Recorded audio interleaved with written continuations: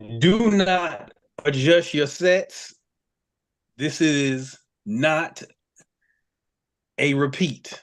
This is the premiere episode of the season, the almost 10th season of 94 Feet of Life. Trav in the building, Ham in the building. Shout out our brothers MJ and Les on the grind coaching. Remember, 94 Feet of Life. Subscribe to the YouTube. Notifications on. The Facebook page, 94 Feet of Life. And we are back. We are back after a summer off. We still been active, but this is the first show since the finals. And we're going to get right to it, man. We're going to talk WNBA playoffs. We're going to take a first look into the NBA season, man. So, Trav, I'm going to start with you, man. How's it going? Man, I've been enjoying this little off season here and there, but I've been enjoying the activity that's been in the groups, some more than others. But other than that, man, it's that time, man, and I'm back to get back in it and go higher and higher with this. So, Jay Ham, it's on you, man. What's good? Get right there, Y'all got fella. to forgive Right, me. get right. It's a rough sign of season over here on you boys, so I'm struggling with the hearing and the breathing and all that other fun stuff. I ain't in my normal ham hill activity mode. Not really in that way. And then I gotta be up early as hell in the morning because I gotta bake a lot of bread tomorrow. Well, not bake it, but mix it. This is bakery life in general. You know how to donut. I remember how to Dunkin' Donut man. You want time to make the donuts. Yeah, Yeah. it's like that. It's like that, you know. But a lot of action going on, you know. So I've been sitting over here watching football and basketball and a little old school wrestling, all three screens, just trying to do that and heal up and drinking a lot of fluids and eating a lot of dark chocolate as suggested. But other than that, man, like Big Shot said, we back. Good time. Time to go. Let's get it. So we're gonna get to it. So we're gonna start with the WNBA playoff. That's gonna be the majority of our show. We are gonna again take a peek, a peek into the NBA season. We're gonna have future shows where we do our full preview of the NBA season. But it felt like the WNBA season was like a tale of a couple of there were so many storylines. You have, of course, Caitlin Clark, and who basically had two seasons. There was like the first 2 months, then there was like the climb right before the Olympics, and then after the Olympics, she balled out. Angel Reese, um, despite some rough patches with her offensive game, elite rebounder, but I think it's really only one place to start. Um, the Las Vegas Aces, the chase for the three-peat. We'll talk about that here shortly, but I think we got to talk about. I know Trav and Ham are not fans of GO conversations, and neither am I. But I will say this. You talk about maybe the greatest individual season had by a player in WNBA history with what Asia Wilson did. Unanimous MVP, leads the league in points per game, rebounds per game. I ain't gonna make y'all have a conversation y'all don't want to have, but I'll say this. The GOAT list in the WNBA is wherever the list starts, she is very near that tier of player. Just just an incredible season.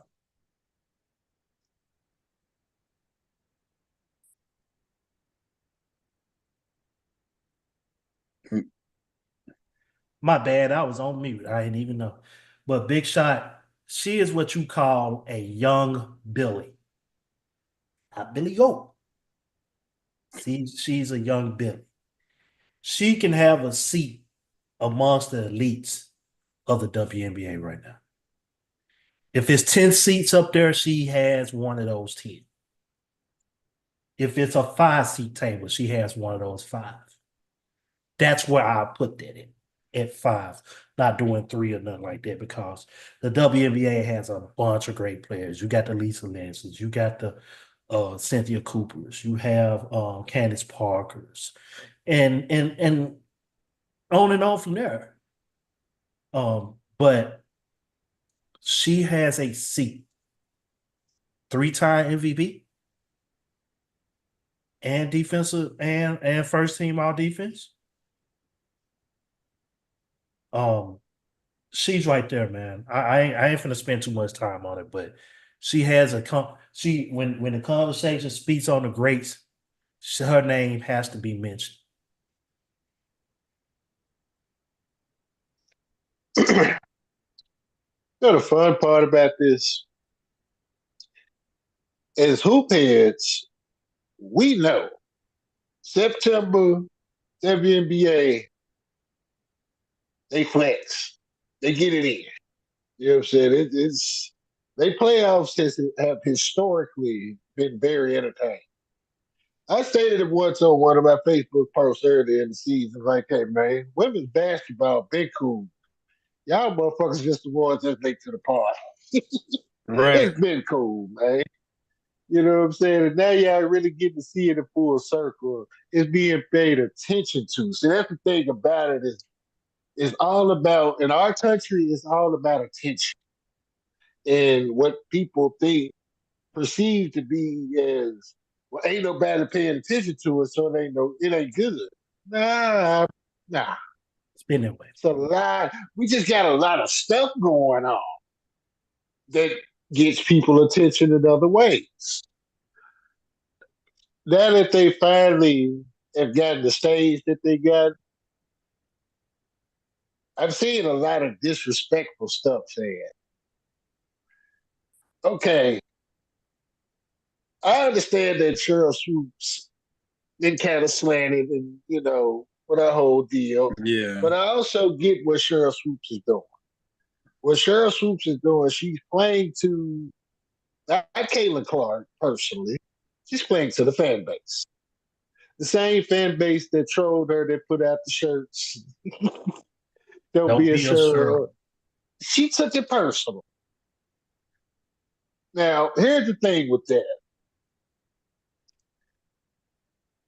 For Cheryl, it's like, you're Cheryl Swoops. Your resume speaks for itself. The hoop heads know. We know what it is. But the younger generation, they have no respect for history whatsoever. So there's a whole lot of, I've been seeing this on Twitter really for the last month and a half or so. There's been a whole lot of, well, we'd even know who Cheryl Swoops is if it wasn't for Caitlin Clark. I had to check a couple of them. I said, nah, you don't know. I said, there's a sector of people that are basketball people. We know who the hell Cheryl Swoops is. We saw Cheryl Swoops put up 47 to win a national championship in 93. We saw that live in real time. We saw Cheryl Swoops as a Houston Comet dominate, coming in late. She wasn't even really on the first. She really wasn't even on the first one because that's when she had the baby. But she still got 40. They won 4 in a row. Oh. Right. So now, for a lot of people, this is where the history of the WNBA will begin in the Caitlin Clark era going forward.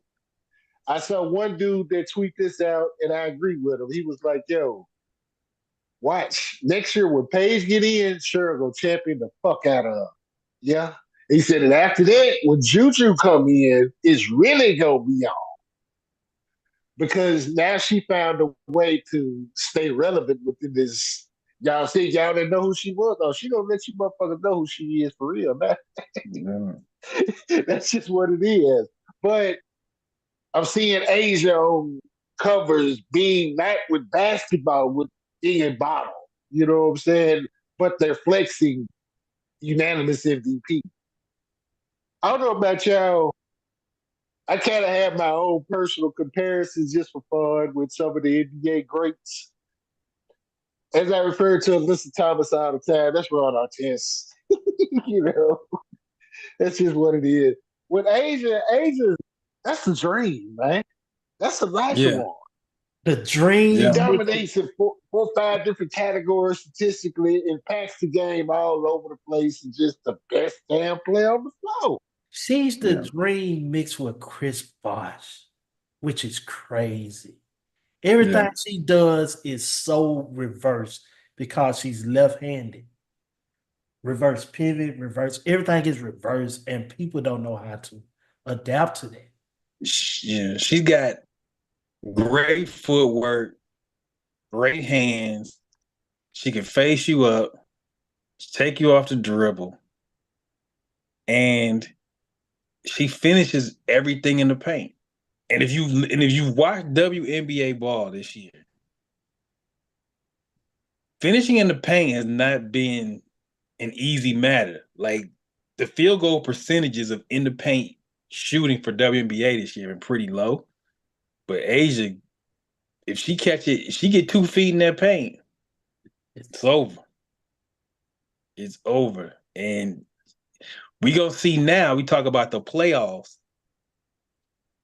To me, this was the comparison I made to it. This is like Golden State 2 years ago. And you remember Golden State 2 years ago? We were like, I don't know. This group is not the group that wins it. The Aces have won 2 in a row.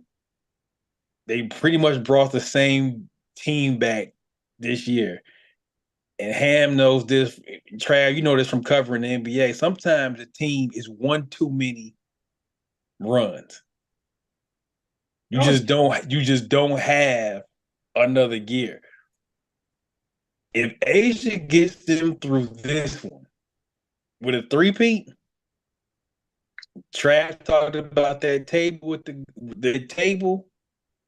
She in there's 10 seats, there's 6 seats. If it, she finds a way to it get them gets to a three-peat, it gets right we there. You start talking to Cynthia Cooper then. we are talking about one of the greats. But they gonna have a tough one because if they get out this first round in Seattle, that is not a guarantee they will get out the first round. You're likely gonna have to deal with the 1 seed, which is the Liberty.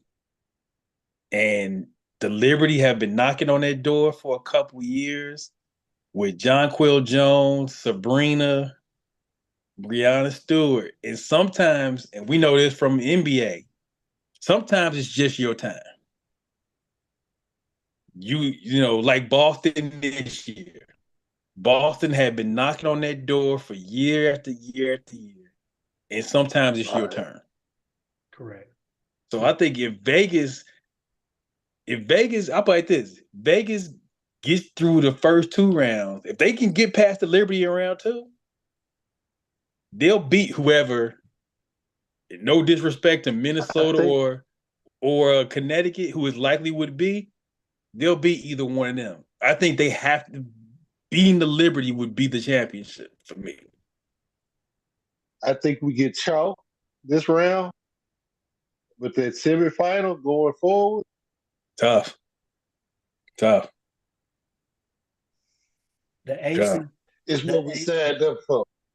the Aces, they good, but this year it's been injury. They've been injury hampered, um, and plus they got miles on their legs. They Mm-hmm. got miles on their legs. Not don't include those finals that they went back to back. Go back to 2 more years before they was playing. They got beat by the Mercury. They got beat by the Mercury. They've been doing a lot of stuff. They've been playing a lot of ball. But 4 of them, which were 4 of them went to the Olympics. went to the Olympics. Chelsea Gray, the silent Kelsey. assassin, Jackie Young, and Yeah. MVP. They Yeah. all been playing, but Those two names, it's two names. Plum and Jackie Young. They have to step up. If they got a shot, if they're gonna go for this three-peat, they have to be consistent. They have to be consistent in their game and when they play. Because this year they've been kind of inconsistent. They've been very inconsistent. Good games, bad games. They've been a little more up and down. I think the Liberty have been consistently good because they've been like the Celtics in the NBA. They've been consistently the best team in the league since day one.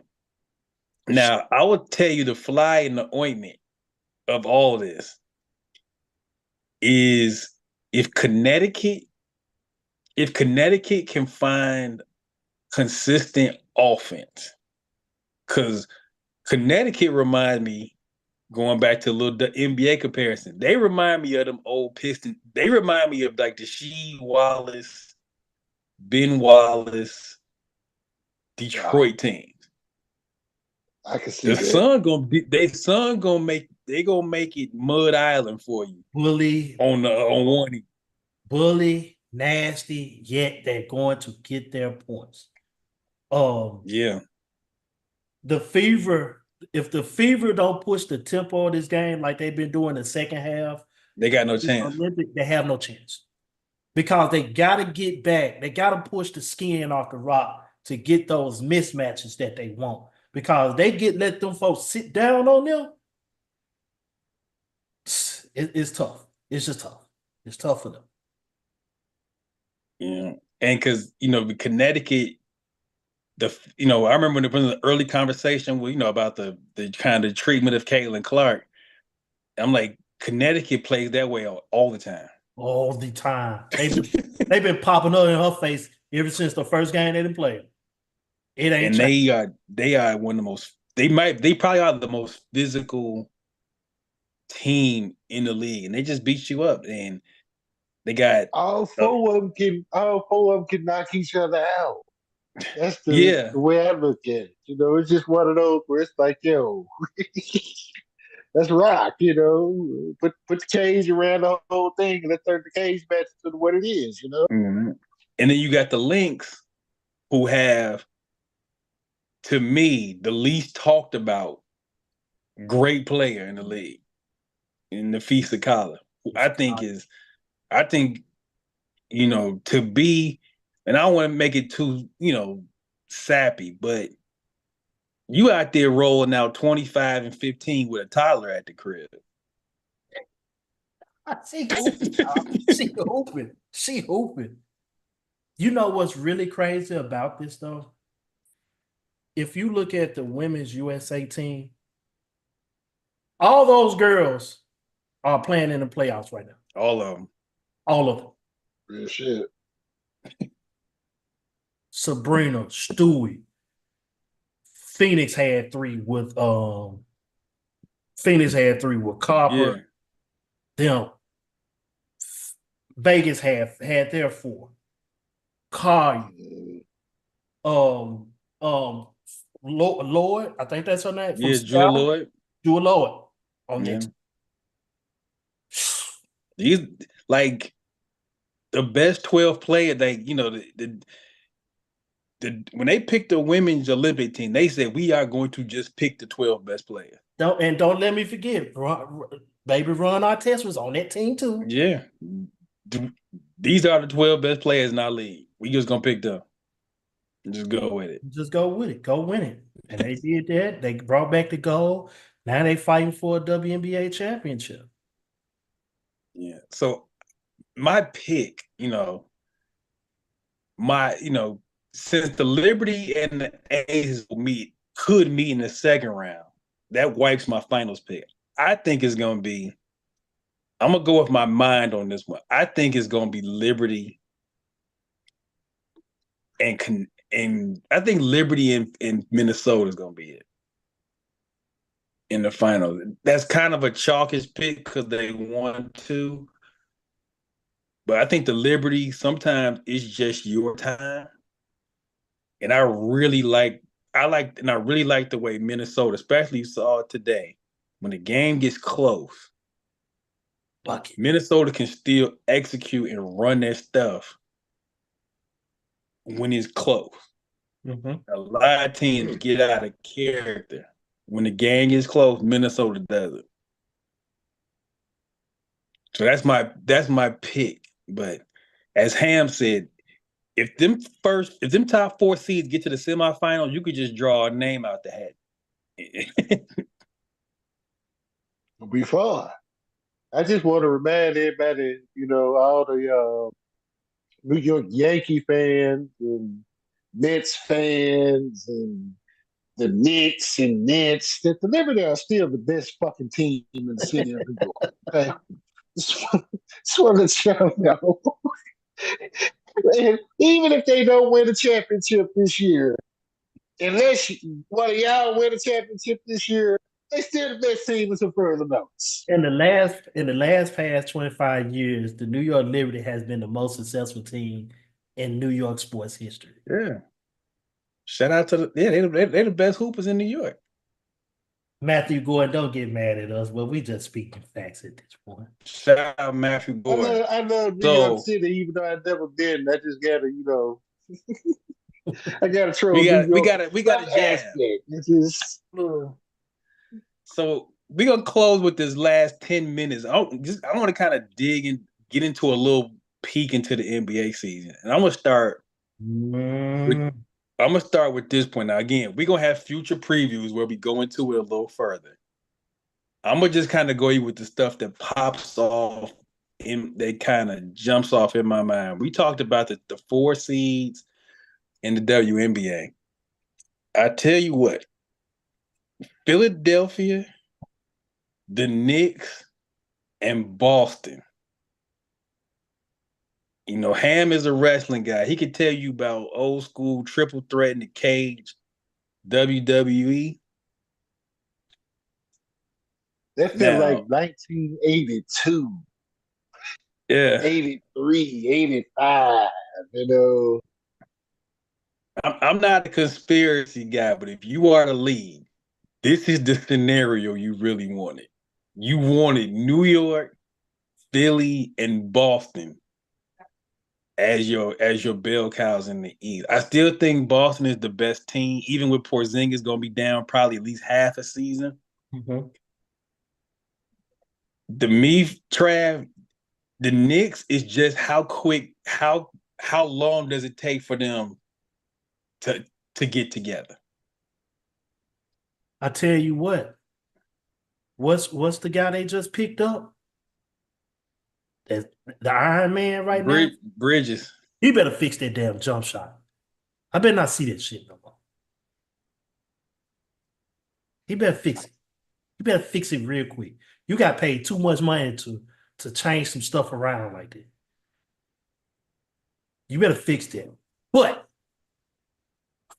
we've been saying this since 94 Feet of Life been in existence since 2015. The playoffs is really not the playoffs without the Knicks being in it. Sad but true. Now the Knicks. It's fun when they're good. It's fun when the Knicks are good. It's that fun. The atmosphere of basketball in whole is fun. It's fun. The crowd is in it. You got the government hating on you in New York City. You got Gotham City going crazy about you. Everything. The Knicks gotta be there. They just have to be there. You're right, Big Shot. Those 3 teams that you mentioned, it's set up. It's a setup. Make us now. The tough thing for the Knicks is going to be this. Well, the interesting thing is how they incorporate Julius Randle back into that team. You say why or how? How? Oh, yes, yeah. Because they had a lot of success playing a certain way when he wasn't there. You put him back into the lineup, and he's not somebody you just say, you can't cast him off. He's too good a player. But the adjustment of Randall back into that lineup, I think, is the first 2 months is how how they bring that together. You talked about with Bridges, new addition, Randall with this style of play. Yeah. That's that marathon, man. Yeah. You either You going know no. what? Oh my God. I don't want to even got nothing yet because I feel they got a whole lot of personal animosity with the rest of the league right now. And it's gonna be fun. It's already fun. Just watching a lot of the shit on Twitter with a lot of the Memphis people that I follow just in general. Shout out to the tribal chief of Grid's Twitter, after the same. He stays starring shit. But just you made a post about it. What Tim Legler was saying, like it's pivotal. It's pivotal for a lot of reasons, but all signs are pointing to like they finna fuck some people up, man. Because Who ain't the nobody Grizzlies? saying shit. Everybody's just working. We You know what I'm saying? And they finally we got talked about it. going.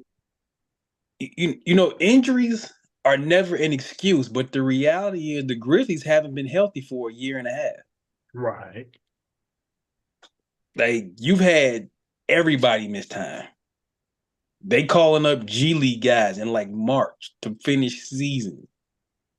You know, GG Jackson breaks out the end of the year, gets hurt again. So what's that?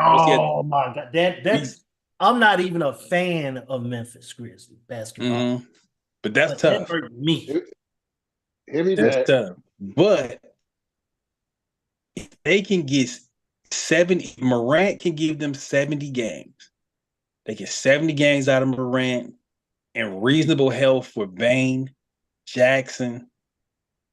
The Grizzlies were a comfortable two seed not long ago with everybody. The big fella is gonna redefine how they move in general. I think on both ends. For one, on the defensive end, that Jared can just go hunt. All he got to do is just be careful as to don't foul, stop hacking, Mhm. be more mature about that. You got a tree behind you. You also getting Brandon Carter back here. You got all of that back index with that too. Offensively, it's also going to help Jared, but it's also going to help everybody because you can't double the big fella. You can't leave 22. 12 gonna be wherever the hell he gonna want to go.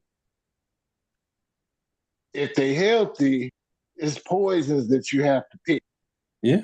You know, so it's just one of them.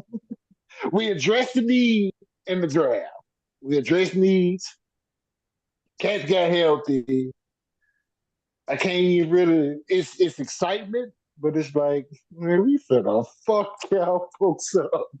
That's kind of the mode that everybody's in. Like, we got to get on these folks shit, man. But it's gonna be fun because the landscape of the West has also changed. Yeah, right. We gonna get into the West in a future show, but I will tell you, if Memphis is held, the maturity of Oklahoma City with another year,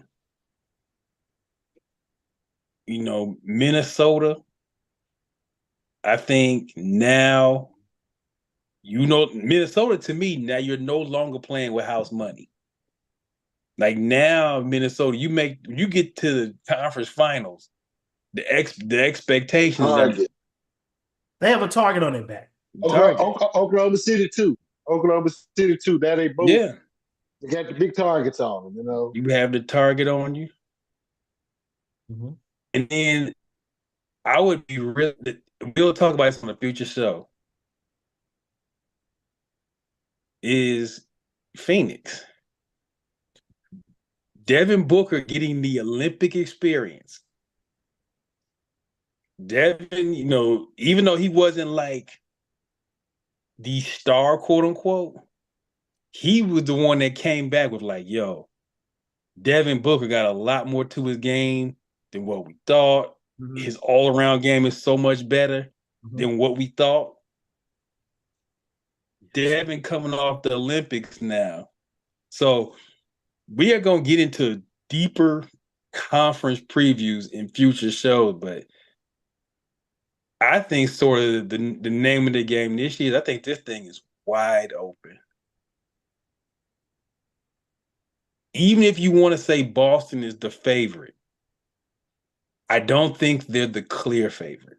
And I don't think the difference is that much to me. I agree.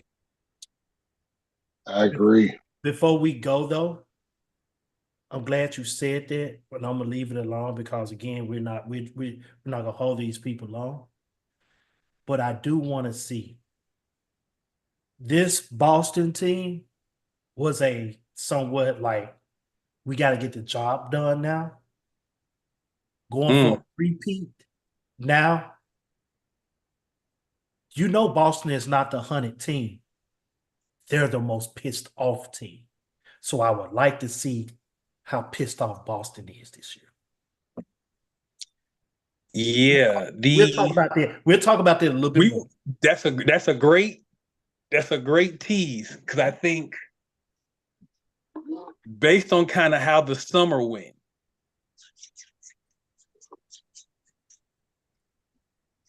yeah, there could be some hell to pay for the rest of the league based on how the summer went.